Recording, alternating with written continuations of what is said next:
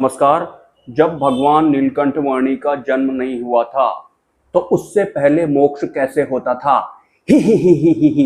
एक कमेंट जो कि एक ऐसे जीव ने किया है जिसकी बुद्धि को संतुष्ट करने वाला आंसर नहीं मिला, तो वो ना वो हंस पा रहा है ना वो रो पा रहा है, मतलब वो मझधार में है। और उसने ऐसा कमेंट लिखा है कि भगवान नीलकंठ वर्णी जब अवतरित नहीं हुए थे तो उससे पहले मोक्ष होता था या फिर नहीं होता था या फिर कैसे होता था। तो सिंपली आपके माया के अधीन बुद्धि को संतुष्ट करने के लिए मैं इसका आंसर आज देने जा रहा हूं कि जब भगवान स्वामीनारायण इस पृथ्वी लोक में इंसान के रूप में अवतरित नहीं हुए थे तो उससे पहले टेम्परेरी मोक्ष हुआ करते थे, या फिर आधे अधूरे मोक्ष या फिर मुक्ति में ही जो साधक होते थे या फिर जो ऋषि मुनि होते थे वो सिमट जाया करते थे।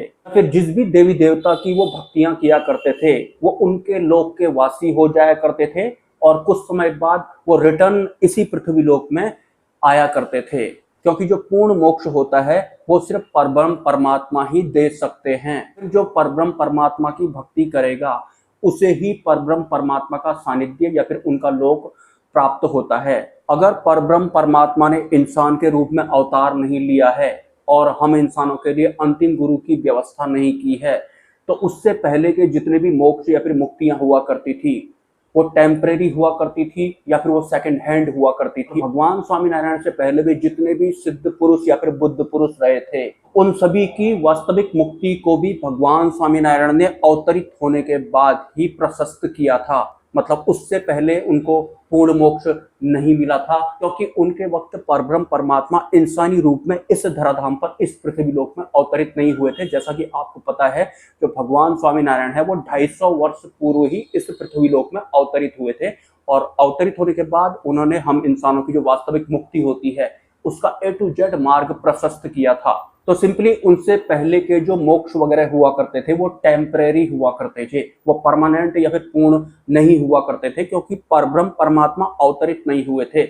हाँ, देव सत्ताएं उससे पहले अवतरित जरूर हुई थी और जो भी इंसान जिसकी भक्तियां करता है उनके ही लोक में स्थान प्राप्त होता है, ये तो आप लोगों को पता ही है। तो परब्रह्म की भक्ति अगर हम करेंगे तो परब्रह्म परमात्मा का ही लोक हमें प्राप्त होने वाला है और वही एक पूर्ण होता है। उसके अलावा जो अन्य लोक या फिर मुक्तियां जो होती हैं वो अपूर्ण होती हैं, वो पूर्ण नहीं होती हैं या फिर वो टेम्परेरी होते हैं। हम स्वामीनारायण से पहले जितने भी बुद्ध और सिद्ध पुरुष हुए थे उन्हें जो टेम्परेरी मोक्ष या फिर मुक्ति घटित हुई थी उन टेम्परेरी मोक्ष या फिर मुक्ति को परमानेंट भी भगवान स्वामीनारायण द्वारा ही किया गया था। हालांकि परब्रह्म परमात्मा यानी कि भगवान स्वामीनारायण के अवतार इस पर्टिकुलर पृथ्वी लोक के बारे में ही मैं आपको बता रहा हूँ, क्योंकि ये जो ब्रह्मांड होता है अनंत होता है, तो परब्रह्म परमात्मा के इस पर्टिकुलर हमारे वाला जो पृथ्वी लोक है इस वाले ब्रह्मांड में परब्रह्म के अवतार के बारे में ही मैं आपको बता रहा हूँ। अन्य किसी भी ब्रह्मांड के बारे में मैं नहीं बता रहा हूँ, उतने आगे दूर का ज्ञान प्राप्त करने की आपको जरूरत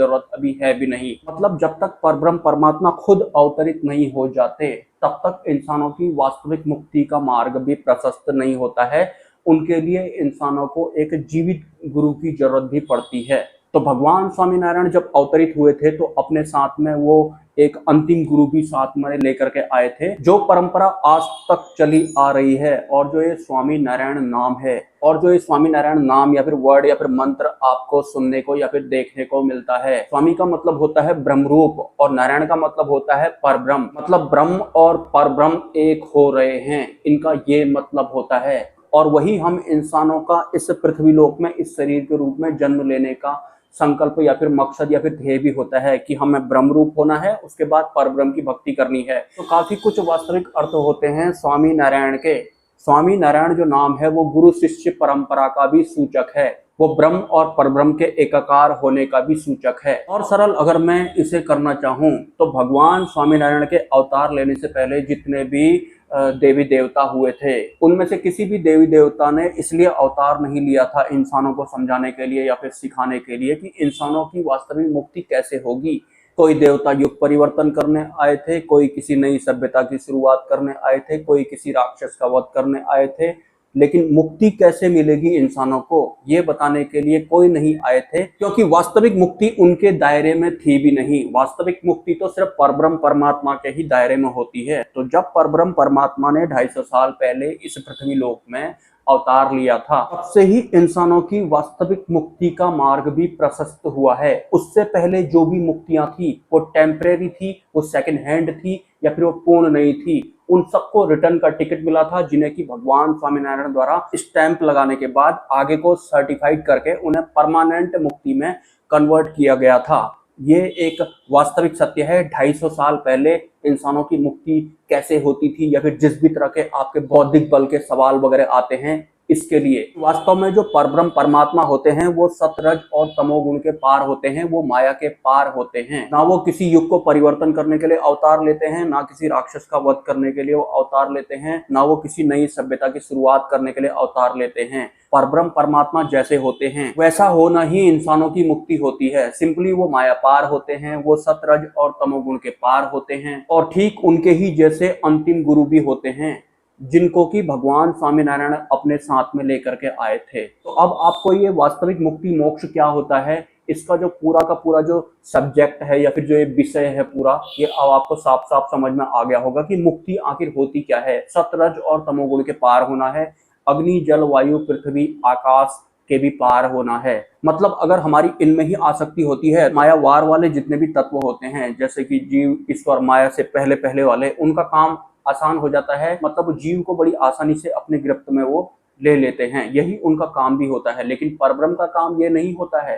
तो दोबारा से बता देता हूँ, जीव ईश्वर माया से पहले पहले वाली जितनी भी भक्तियां होती हैं या पहले पहले वाले जितने भी होते हैं, वो सब मायाबद्ध ही होते हैं, कालबद्ध या फिर कर्मबद्ध होते हैं, या फिर वो अशुद्ध भक्तियां कहलाती हैं। और माया पार वाली जो भक्तियां होती हैं वो सब शुद्ध भक्तियां कहलाती हैं, और उनका संबंध वास्तविक मोक्ष से होता है, वास्तविक परब्रह्म परमात्मा से होता है, या फिर भगवान स्वामीनारायण नीलकंठ वर्णी से होता है।